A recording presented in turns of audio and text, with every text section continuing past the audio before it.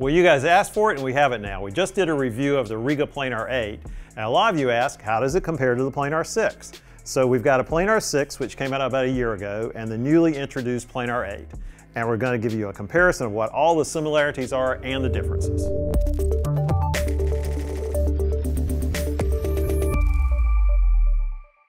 As usual, we'll start from the bottom up.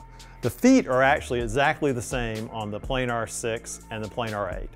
They're made out of a Santoprene material that's reinforced with aluminum trim rings, and that's really great at keeping any resonance from coming up into the turntable. Moving on to the plinth. The Planar 6 looks like a normal turntable, but inside it's actually a material called Tancast 8, which Rega developed. It's super lightweight, and it's covered with a high pressure laminate. The whole thing really doesn't weigh much at all. It's barely even, I don't even think it's a pound. The Planar 8 uses the same material, but an even lighter design. As you can see, they've cut out a lot of it, and the high pressure laminate's only along the top and bottom. The outer edges, they left off to reduce mass even more. Just a great, beautiful design. You almost don't even see it when the platter's on it. The sub-platter is exactly the same on both tables. As you can see, it's a single piece that's machined. There's what's kind of cool though, there's only 6 contact points where the outer platter sits on the sub-platter, but they're the same on both tables. Both tables are belt drive, but the way they do it is slightly different. The Planar 6 has Rega's reference belt.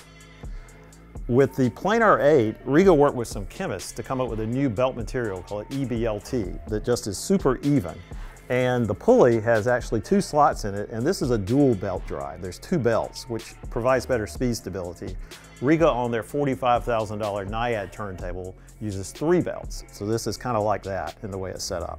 It does have a lot better speed stability than I found in the testing. Both tables also use Rega's famous glass platter design, and the Planar 6 does something that's kind of neat. They take the outer perimeter, it's not all solid glass, and it's got kind of a ring of glass around it. However, when you go to the Planar 8, there's actually 3 rings. So it weighs about the same as the Planar 6 platter, but you've got more of a flywheel effect this way. And keeping the weight down puts less friction on the bearing, but you get an even better flywheel effect with this triple glass platter. Both tables use Rega's 24-volt low noise motor, and they actually both come with the same power supply, Rega's new Neo power supply, which is individually matched to each motor. The difference is though, on the Planar 8, Rega used a technique they used on the Naiad. The motor's actually mounted from the bottom side. I don't know if you can see this here, how it's mounted on the bottom, but pretty cool. Again, reduces noise. Rega's also famous for bracing. Both of these tables use their double bracing technique, where there's a piece here that connects the Tonearm to the actual inner hub. And it's on the top and the bottom. Let's see if we can get a look here. Both sides. This works great to improve stiffness, and it works even better with this super lightweight plinth that we have here on the Planar 8. The Tonearm is where there's actually another pretty big difference. It's not obvious when you look at them. The Planar 6 uses the RB330 Tonearm, which is the same one found on the Planar 3 turntable. For the Planar 8, they developed a new arm called the RB880. It has a new aluminum structure, and these bearings in here are actually of such high tolerance, they can adjust those down to 1/1000th of a millimeter, which is pretty amazing. And this just has no bearing chatter at all.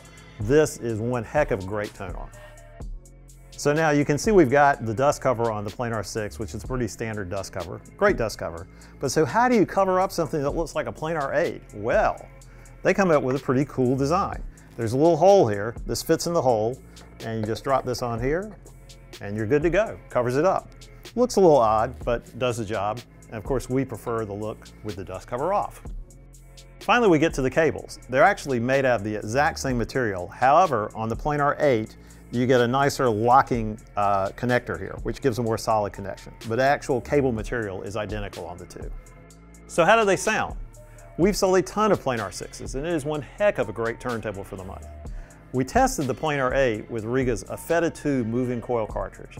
And I have to say, I was just blown away. The thing that impressed me the most is this Tonearm and that cartridge combination just tracks records so well, you just don't hear any surface noise.